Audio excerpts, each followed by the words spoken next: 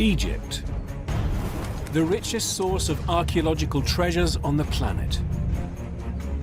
Oh, wow, look at that! Hidden beneath this desert landscape lie the secrets of this ancient civilization. I never seen something like this.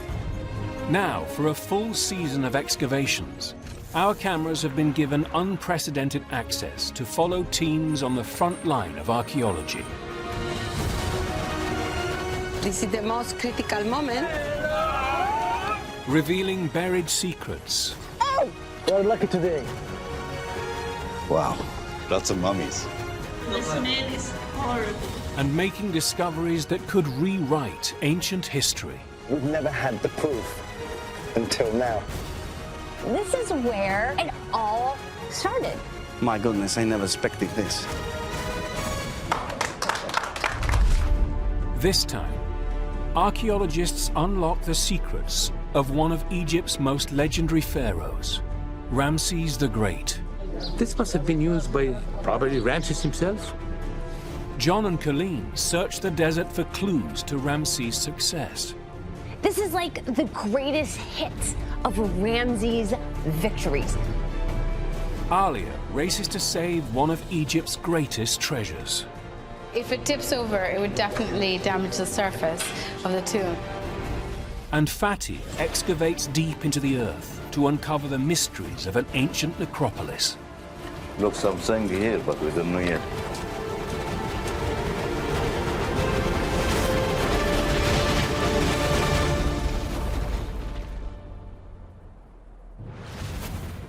In over 3,000 years of ancient Egyptian history, no pharaoh comes close to rivaling Ramses the Great.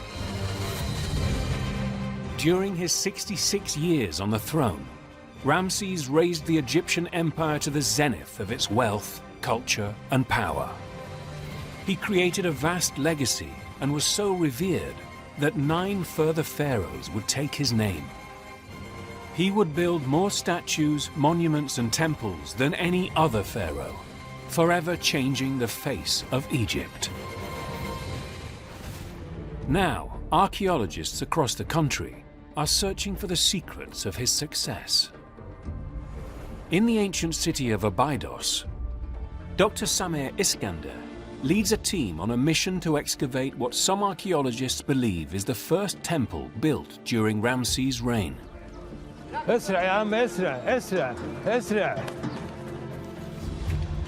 Egypt after Ramses is a completely different country. This is his beginning. There's something personal about this. And that's what really got me interested in this temple. He hopes clues found in Ramses' early reign can unlock the mystery of what fueled his future success.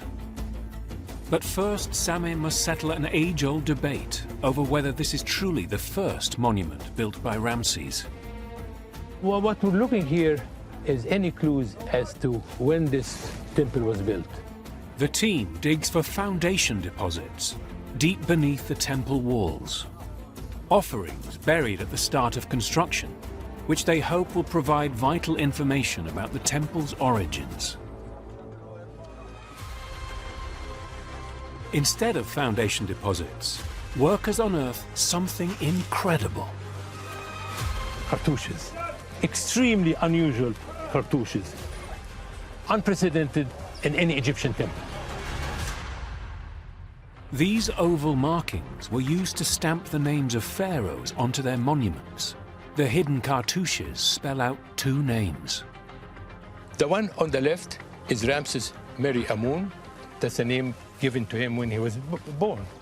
And the other one is the throne name, that the one given to him when he became the pharaoh, Ramses II.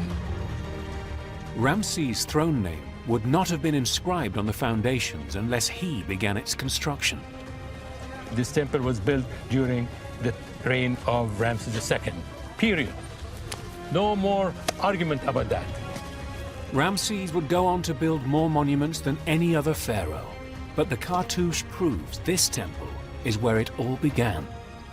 This is his beginning, and he was starting to build a legacy. Ramses began his prolific campaign of monument building with this temple. At its entrance, an imposing granite doorway led to a courtyard, surrounded by figures of Osiris, the god of this temple. In each corner of the temple, buried in the foundations, golden cartouches spelling his name, Ramses II, the chosen of Ra. On the southwestern wall of the temple, Samer investigates a recently sealed doorway, which appears to lead away from the building. This door was left open for almost 3,000 years. What is the reason? Something must have gone on through this door.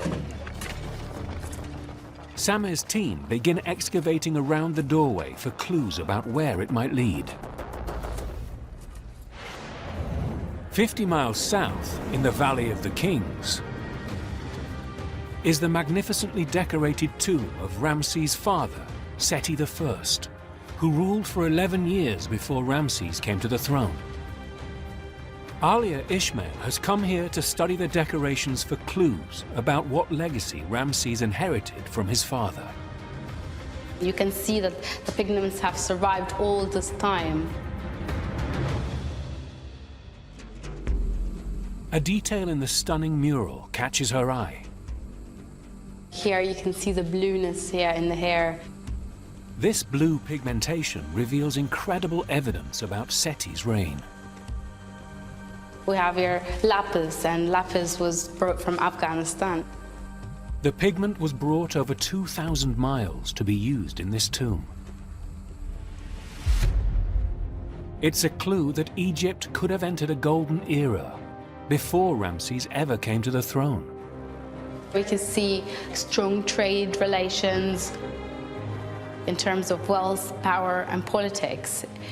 It's like China and America put together. Ramses' success may have been built on the back of the achievements of his father. But discoveries like this are at risk of disappearing. Tombs were made to be closed forever, and once we have opened them, the presence of air and moisture keeps degrading the tomb. Alia is training a team of young conservationists to help preserve the tomb through cutting-edge 3D scanning. For thousands of years, the locals have been the guardians of this place, and now they're doing it just with modern technology. For team member Mina Fahim Rezek, it's a welcome chance to protect his Egyptian heritage. Something in our blood. You feel like at home when you are in a place such cities, a city tomb. Like I'm going to pray for my grandfather down there. Tomorrow, they will use their training to create a 3D record of Seti I's tomb before it vanishes forever. South of the Valley of the Kings, in Luxor, is the Asasif necropolis. This sprawling graveyard covers over 1,000 years of ancient Egyptian history, with burials from 800 years before Ramses' time to many centuries after his death. Project director Fatih Yassin and his team are excavating a newly discovered shaft. The mouth of the shaft is huge and it's going deep, so it's very important shaft. The size of the shaft means it could lead to an undiscovered tomb. But after 2 weeks' excavation, their dig hasn't produced any finds. Just feet from the mouth of the shaft, Fatih spots something in the ground. It's rare pottery. Fatih examines it closely to determine its age. This jug could be 19th dynasty, Ramesside period. The find is from the time of Ramses' rule. It's a promising sign the shaft also leads to a tomb from this period. It means for us it's a good day. Just north of the shaft, one of the team unearths a hole leading deep into the ground. maybe shaft, maybe unfinished tomb.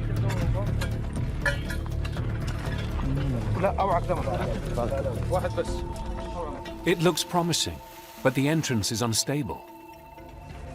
It goes down and fall off fragment of rock here. It's a tantalizing but risky new lead.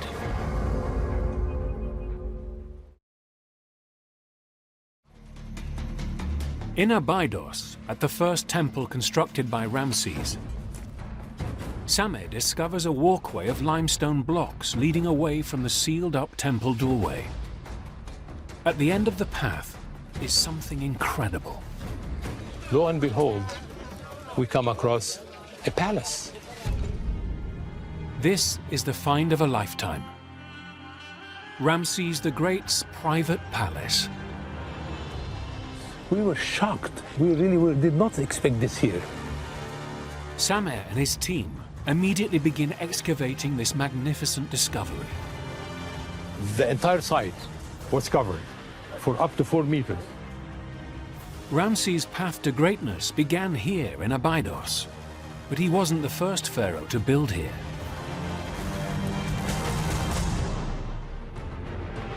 Just 950 feet south of Ramses' palace is the temple of his father, Seti I. Sameh has come here looking for clues about why both Ramses and his father chose to build in Abydos, a site which had fallen out of favor and been abandoned by previous rulers. Here is Seti I, his son Prince Ramses, who later will become Ramses the Great. A relief known as the King's List records the pharaohs from the first dynasty up to the time of Ramses. Within it, hidden clues may reveal why Seti and Ramses returned to Abydos, and if it played a part in Ramses' success. Obviously, there is something missing here. Multiple kings have been erased from history. Why they were missing? Because they are heretic kings. These pharaohs ruled before Ramses and Seti came to power. During this period, the old religions and gods were abandoned. What Ramses is trying to do is to restore the old Egyptian religion. Abydos is where early Egyptians believed the god Osiris was buried. They considered it a sacred site, and from the first dynasty chose to build their tombs here. Archaeologists unearthed a tomb dating to 2,000 years before Ramses' rule. Inside it, a treasure hoard with over 400 wine jars, an ivory scepter, an ancient obsidian bowl, and the oldest examples of Egyptian writing. Priceless ivory tags bearing the names of regions of ancient Egypt. This tomb is believed to belong to a man called Scorpion, one of Egypt's very first kings.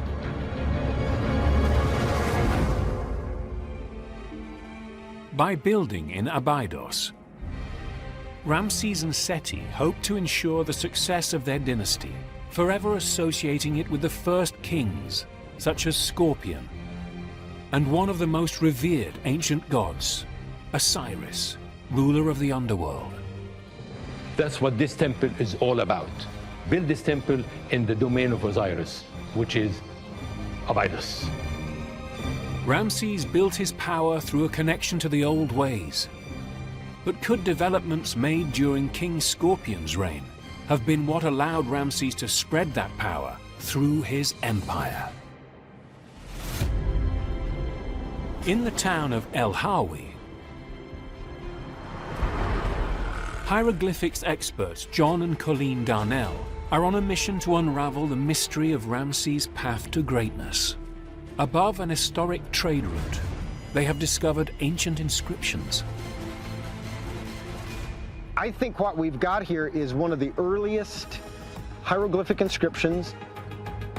Carved into the mountain are depictions of animals, but these are more than just drawings. This is someone actually writing these signs. They're letters, not pictures. These carvings mark a huge moment in human civilization. They show an ibis with two stalks on either side and form something new, a picture representing a word. This is an early version of the hieroglyph akhet, the ancient Egyptian word for horizon. This could be one of the oldest examples of written language ever found.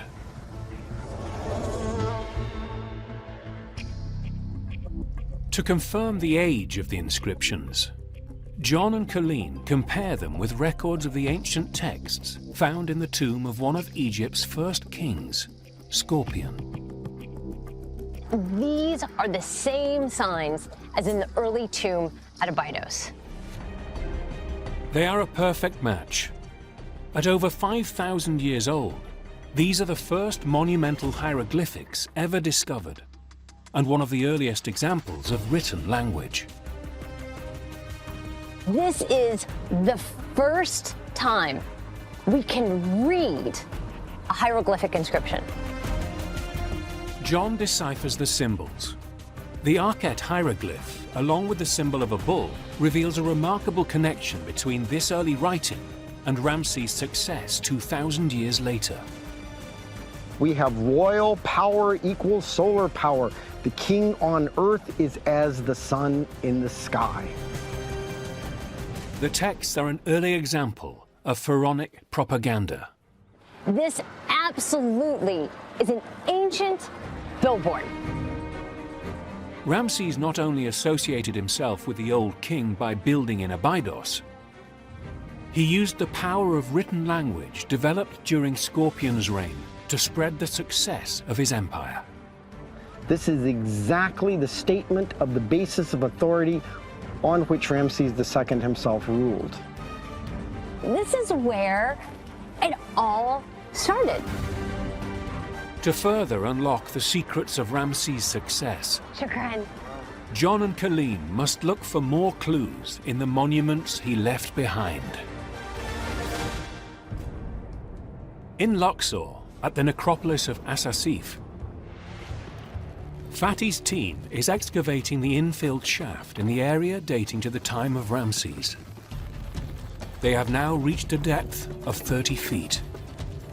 The workers must move thousands of tons of earth without machinery. It's very hard work. You must have strong arm. Yeah. Saeed Al-Khaneh oversees the site's safety.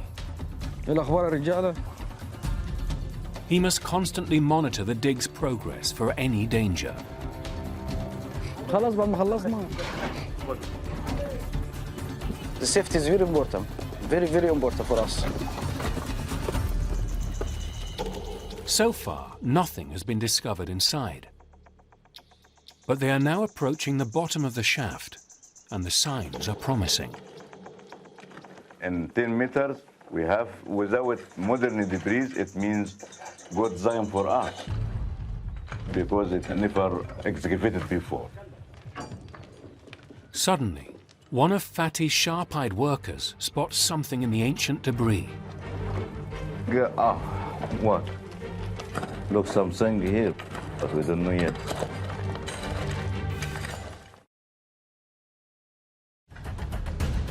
This is the first discovery made in the shaft at Asasif. The small statues. Tiny shaft. Buried in the debris is an exquisitely carved miniature statue known as a shabti. 4 centimeters. Ancient Egyptians believed these tiny figures would come to life and serve the tomb's occupant in the afterlife. As they dig further, a treasure trove of shabtis begins to emerge. There are more shafts we found here. In total, they discover 30 beautifully carved shabtis. As Fatty excavates further, he spots something else in the debris. Something here we have I'm not sure yet, but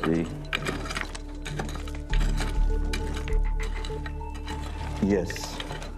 Looks like it could be the hammer. This using for cutting. Tools like this were used to excavate chambers deep beneath the ground. When we have tools, it means we have something else. The team could be just inches from discovering a burial chamber.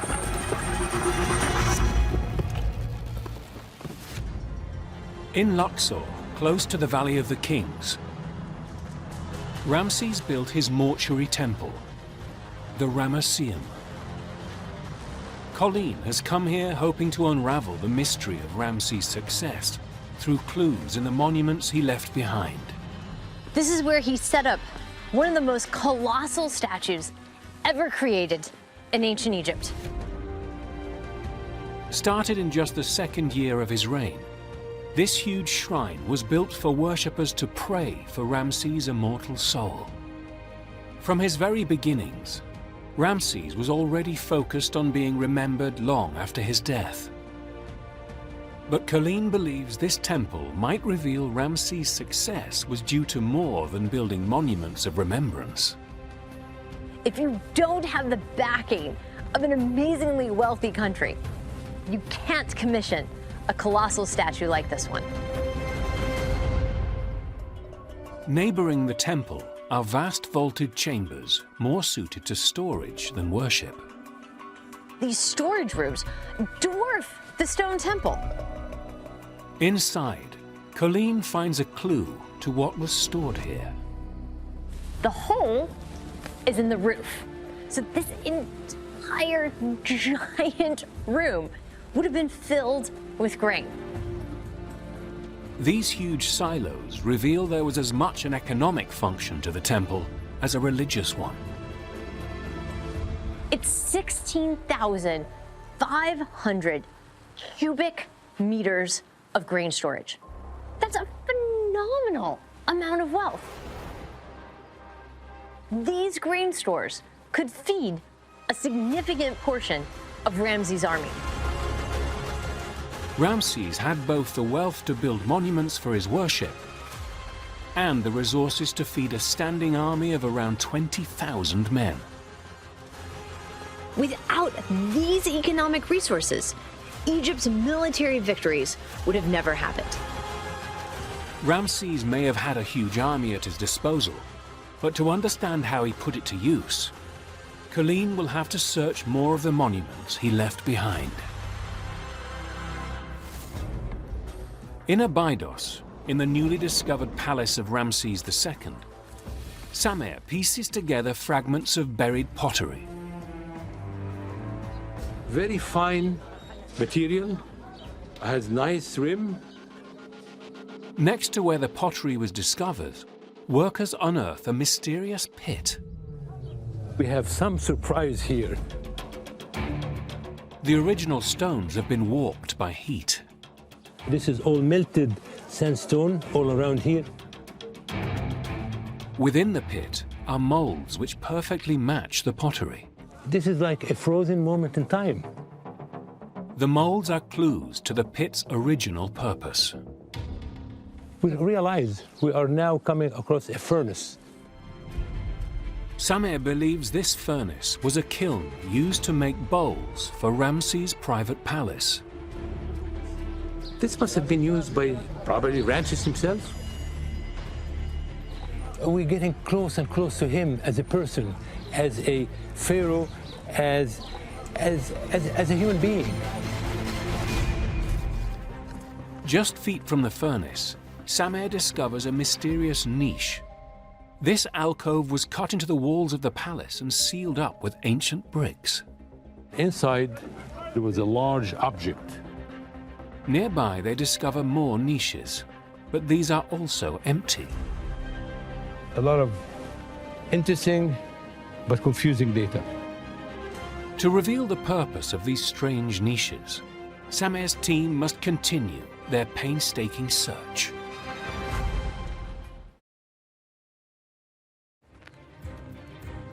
On the border with ancient Nubia, Ramses built another massive monument, the mountain temple of Abu Simbel. Colleen has come here searching for clues about how Ramses' military skill contributed to the success of his empire.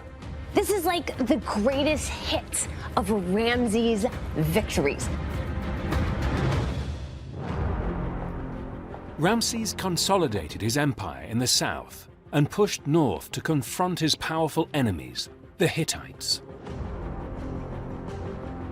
In temples all over Egypt, he recorded his victory against the Hittites, or so he wanted us to think. Around 1300 BC, the Egyptians fought their arch rivals, the Hittites, at the fortress city of Kadesh, in possibly the largest chariot battle in history. The light Egyptian chariots had the edge over the heavy Hittite war machines. Ramses recorded the victory as a massacre, but in reality, it was more of a draw. The two kings agreed a truce, resulting in the world's first recorded peace treaty. It enabled the Egyptians to spend all of their resources on peacetime pursuits, building massive constructions like this, and usher in a golden age for Egypt. Instead of waging costly military campaigns, Ramses built his success through a mastery of diplomacy. But to win the hearts of his citizens, he still needed to depict himself as a mighty warrior. He's on his chariot, alone, with the reins tied behind his back so that he's free to shoot his bow. We know that this is a little bit of propaganda because even the hieroglyphic text says that his shield bearer Mena was riding in the chariot with him.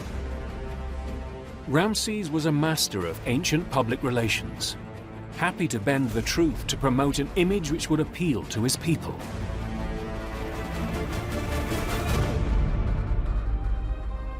In the temple's inner sanctum, Colleen discovers another secret of Ramses' success. Here, by placing his statue between the greatest gods of Egypt, Ramses used a clever trick of the light to engineer his own divinity. Twice a year, the sun rays reach all the way through the temple, illuminating these figures in the sanctuary. Colleen believes Ramses used this solar alignment to convey a powerful message, that he was the living embodiment of the sun god. Truly, here at Abu Simbel, Ramses II is not just a king, he is a god.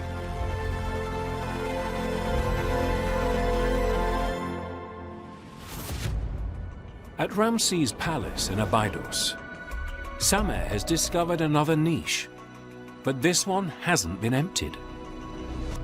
Look at this, another horn. Yes. Another horn here. Yes. So it's one on top of the other. It's crammed full with an astonishing number of skeletons. It's impossible to tell how many. 2 heads here, at least so far. They search for other niches and find more bones sealed all around the walls of the palace. We have something very interesting that's now emerging. The remains aren't human, but include bull skeletons. This discovery might be evidence Ramses controlled a mysterious religious cult. One of the most popular cults of ancient Egypt thrived under Ramses, the cult of Apis. Priests chose a bull to embody the creator god Ptah. The Egyptians worshipped the bull as an oracle and interpreted his movements as prophecies. When an Apis bull died, it was ceremoniously buried and a new bull chosen. Ramses heavily promoted bull worship during his reign, reinforcing his divinity through this powerful cult. Ramses may have built a connection to the bull cult, but Samer can't be sure this palace was a sacred cult site. Unlike the Apis cult, which ceremoniously buried its bulls, These remains have been crammed into the walls without ceremony. So far, there's really no pattern. They're scattered almost in a random way. Was this truly a sacred site? Or could Ramses' private palace have become a dumping ground for the carcasses of livestock? It's a mystery that we have to resolve.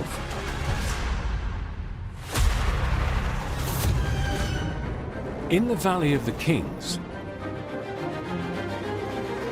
today, Alia and her team attempt to record history, creating a 3D scan of Ramses' father, Seti's tomb, in the hope of preserving it for future generations.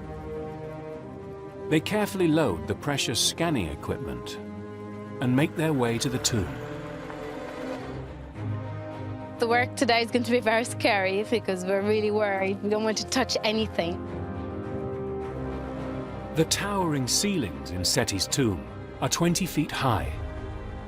To capture their secrets, the team must build a huge scaffold just inches from the priceless walls. Can we start by assembling the legs, please? Please be careful. Any mistake would cause irreparable damage to one of the most precious tombs in Egypt. Guys, could we start putting it up? خلي بالك يا موسى، خلي بالك.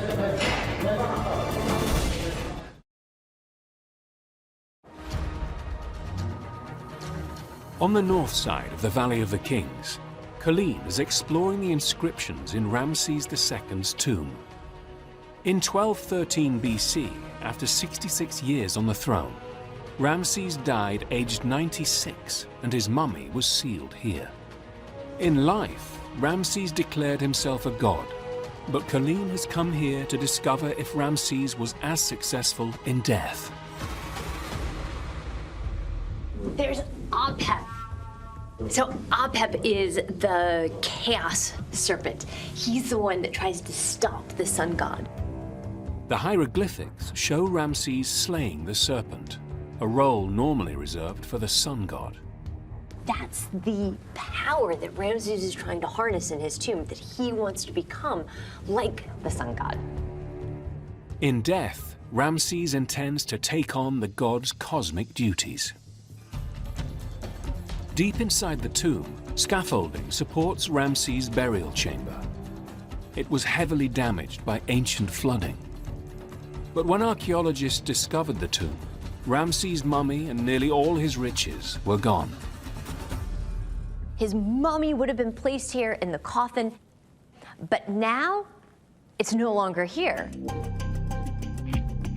Ramses' story doesn't end here. In search of his final resting place, John and Colleen follow a trail high into the cliffs. Hidden in the rock face is a secret shaft, which is normally sealed. Today, it has been opened especially for their investigation. But it's a long way down. Can't see the bottom from here. Not sufficiently deep shaft. Wow. In Luxor's necropolis of Azasif, the team has excavated the shaft to a depth of 45 feet. Fatih thinks he is on the verge of a huge breakthrough. What we have now, we have entrance of the room. It is very important for us. It is amazing. The excavation has uncovered what may be a burial chamber. The chamber is filled with debris nearly up to its ceiling, but there's enough room for Fatih to measure the space. Wow, it is quite a space. When we have big room, it means the owner of the tomb in high rank. It's a promising sign that an important mummy could be buried deep under the compacted debris. But Fatih is concerned about the chamber's safety. We can see the natural crack in the mountain. Could be here also this earthquake affecting this mountain. Ancient geological disasters could have compromised its integrity. Fatih clears his team out and meets with Saeed for an assessment. The situation inside the Seti chamber for the rock is very bad. Part of the chamber's ceiling has collapsed. So do you think would like to stop in the side room? Situation dangerous. In that case, we have to stop the excavation. Okay, we have to bring our professional architect here to find a way how we can make consolidation. Yeah, it's a very good idea. Work cannot continue in the chamber until a specialist arrives to make it safe. The team will have to wait to find out what is buried inside. During our work, we learned we have to be patient and we have hope also. Patient and hope.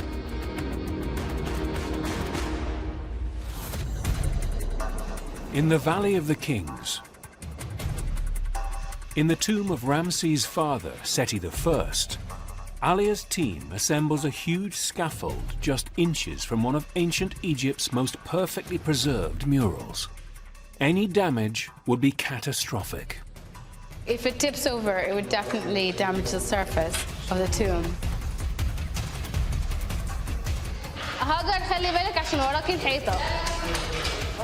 No, I was just informing one of my colleagues that she was getting too close to the wall.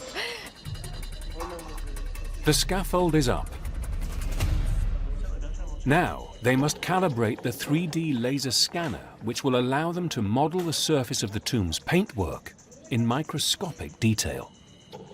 The dust is a huge problem. No matter how much you wipe it clean, it never gets clean. The equipment is set up and they are ready to start. So exciting. It is now the moment of truth. Will Alia's hard work bring results, or will all her efforts have been for nothing? Now we're going to see what happens when we press the magic button.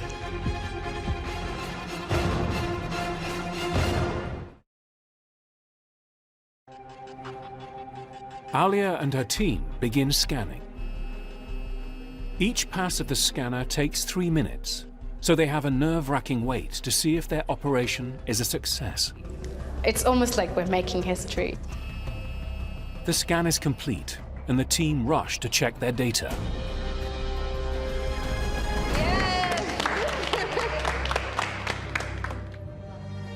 Finally, it seems like all the hard work has paid off. The scan has worked perfectly, capturing the surface of the tomb in microscopic detail. It's only through understanding the complex biographies of these surface layers that we can understand and preserve and protect this tomb. These records will help save the tomb's decorations and could reveal more secrets about the life of Ramses and his father Seti. Only about 10% of what is out there has been discovered. And there's much more for us to see and for future generations to see.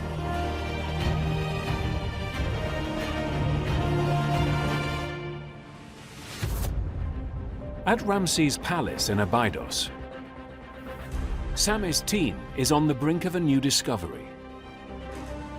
Unlike the random skeletons scattered around the palace, this bull has been ceremoniously buried. This is an entire bull skeleton, completely intact.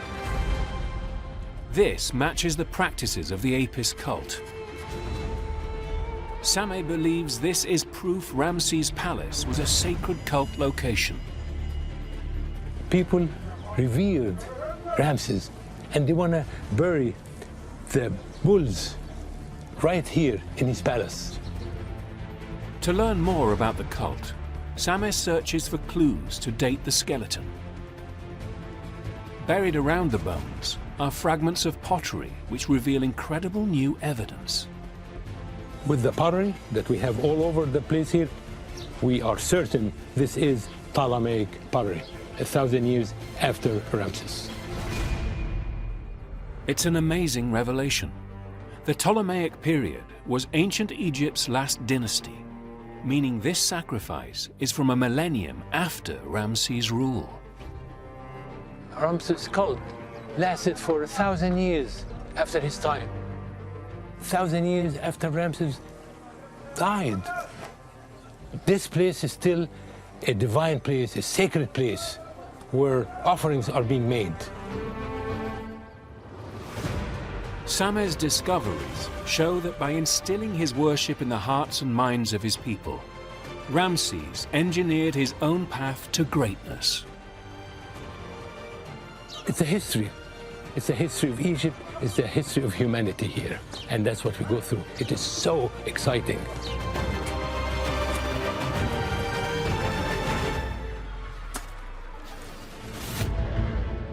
Near the Valley of the Kings, through his cult, Ramses' legacy lived on. But to discover his mummy's final resting place, John and Colleen hunt deep beneath the mountains. At the bottom of the shaft, John discovers an ancient painted message. The text describes activities related to the reburials that went on here in this tomb. It's an ancient record of mummies being moved to this tomb 3,000 years ago.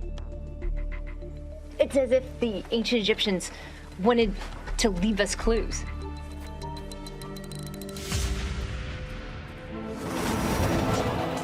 A 150 years after Ramses' death, Egypt suffered a period of civil unrest. State officials could no longer guard the Valley of the Kings, so they stripped the tombs of their treasure, taking it for themselves. But they still revered the royal mummies buried there. In secret, they moved nearly 50 ancient kings to a hidden location.